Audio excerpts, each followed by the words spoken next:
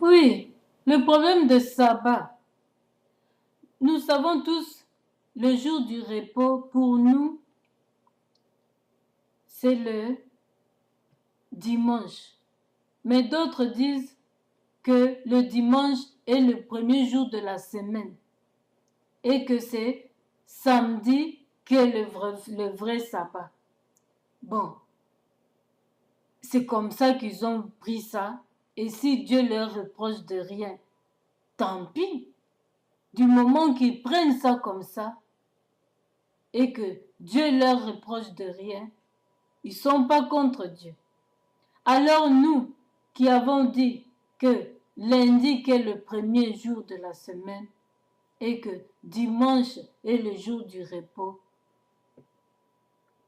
gloire à Dieu. Dieu seul sait et il ne nous reproche pas de ça, gloire à Dieu.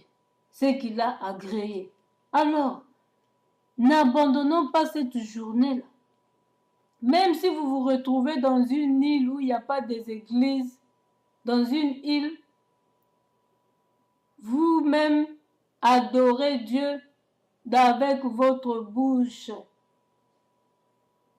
C'est le jour du repos, ne travaillez pas. C'est le jour du repos. Même moi, le jour du repos, je ne fais pas ma couture. Je ne couds pas.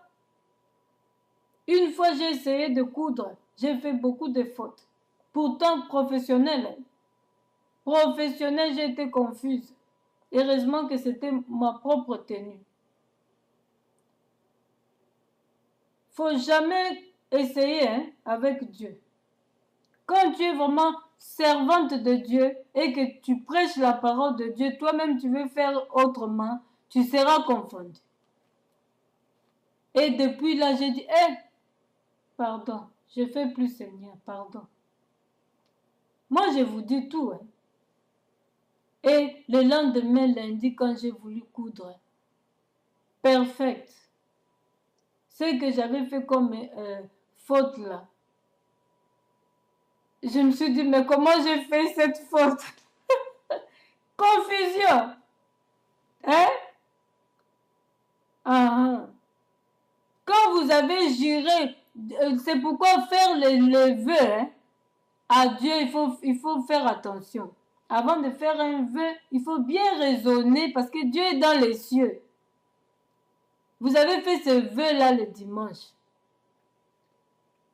Et vous honorez pas ça. Vous serez confondu. Vous qui n'allez, vous avez la possibilité d'aller dans des églises pour aller ce jour-là adorer votre Dieu et que vous ne le faites pas. Vous avez une malédiction derrière vous. Vous avez une malédiction.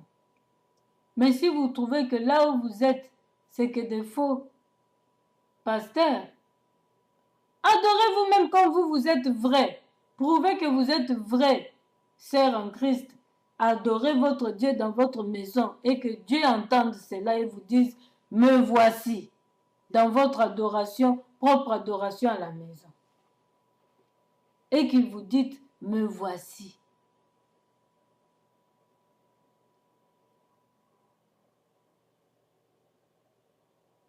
Quand Dieu vous dit, même à la maison, me voici, c'est bien. C'est que vous êtes dans une bonne marche et que vous avez vraiment remarqué que c'est des faux pasteurs. Là, d'accord. Mais quand c'est par erreur que vous faites ça, vous êtes maudite. Alors demandez pardon et que Dieu vous oriente, que Dieu vous révèle la vérité. Et quand vous savez la vérité, allez-y au temple. Même chez vous aussi, vous pouvez adorer. Il n'y a pas de problème. Mais ce jour-là, c'est donné au Seigneur, c'est sacrifié au Seigneur. Si vous pouvez même faire un jeûne d'action de grâce seulement pour adorer Dieu. C'est ça, bien-aimé. Donc, c'est ce que j'avais et que Dieu avait mis à cœur pour vous annoncer. Nous allons continuer. Si tu l'honores en ne suivant point tes voies, en ne te livrant pas à tes penchants, et à des vains discours, alors tu mettras ton plaisir en l'Éternel et je te ferai monter sur les hauteurs du pays. Vous entendez? Si vous faites de l'Éternel votre délice ce jour-là du sabbat, Dieu vous fera monter sur les hauteurs du pays.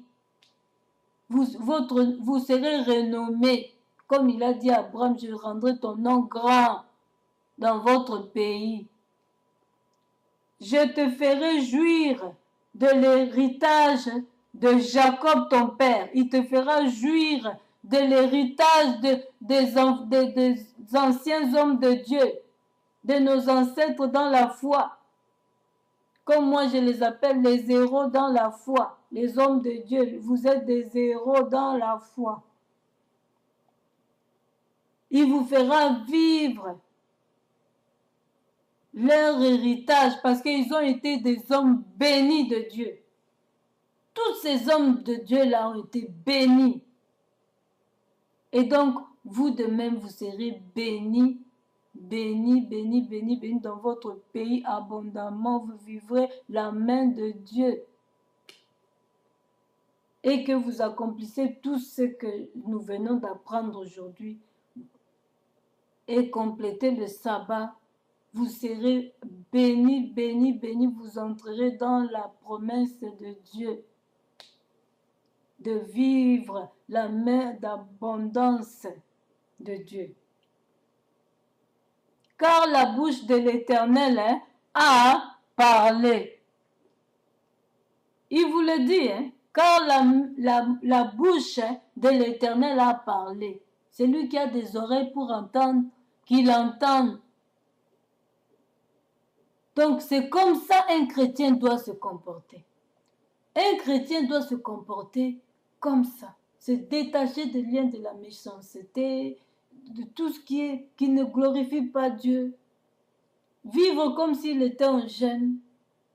Et si vous êtes en jeûne, votre jeûne se fera entendre parce que vous avez ça comme vie. C'est pas parce que seulement que vous voulez jeûner que vous allez adapter cette attitude-là. Non, Dieu vous reconnaît déjà enfant qui défend la justice, qui craint sa parole et il vous dira, quand vous crierez, il vous dira, me voici. Me voici veut dire la réponse. Alléluia. Hey Jésus. Mais quand vous faites les jeûnes comme moi j'avais fait, parce que je me suis sentie sale devant mon Dieu, parce que j'avais péché, j'ai voulu faire à sec, j'ai même pas regardé ma grossesse. Si vous avez la grâce de Dieu, Dieu vous alertera et vous dira, out, out. Et vous dira le pourquoi.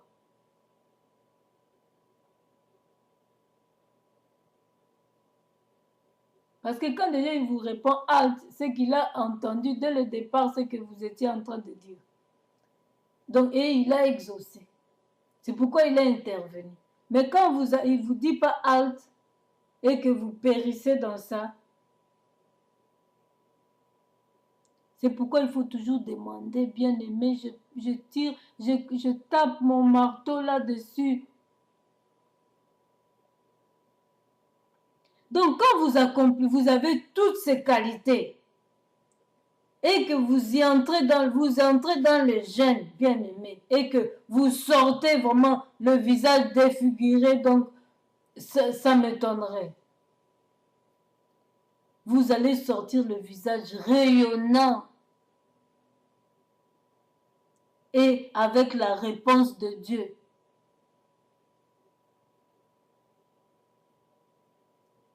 Vous ne pouvez pas sortir comme ça, sans réponse, parce qu'il vous a déjà dit, me voici. Mais si vous n'avez pas toutes ces qualités, sachez-le que me voici ne viendra pas.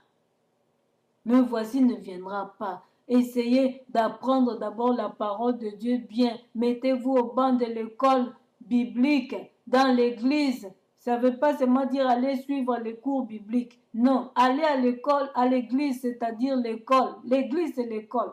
vous allez vous asseoir au banc comme tout le monde et écouter la parole de Dieu. Soyez nourris, nourris, nourris, et que après la parole puisse déclencher en vous, que la parole maintenant crie en vous. Et dégagez la parole de Dieu. Transmettez la parole de Dieu. Vivez vous-même la parole de Dieu. Alléluia. Oh Seigneur. Vivez la parole de Dieu. Et c'est ainsi que vous vous ferez entendre dans les jeûnes et prières. Ne négligez pas ceux qui souffrent devant vos portes, ceux qui souffrent dans les rues. Même si vous n'avez pas la possibilité de les nourrir, de les loger, même du pain apporte, donne. Partagez du pain à ces gens-là.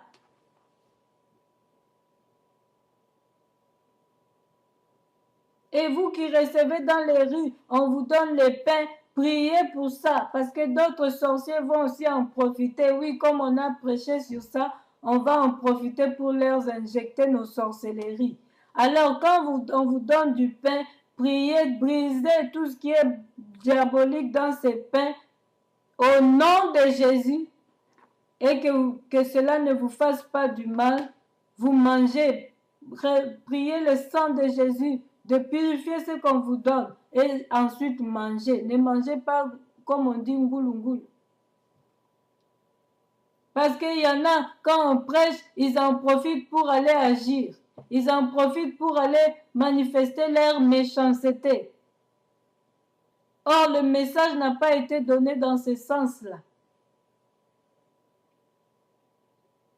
Et vous qui recevez, n'ayez pas toujours les soupçons que la personne peut être sorcière qui me donne du pain. Non, priez seulement parce que c'est comme ça qu'on sanctifie le manger. C'est comme ça qu'on sanctifie tout ce qu'on nous donne. Même moi, ce que ma fille me donne, je prie pour ça. Aux journées de maman obtient ça, je prie. Je ne sais pas dire que ma fille est sorcière. L'amour ne soupçonne pas.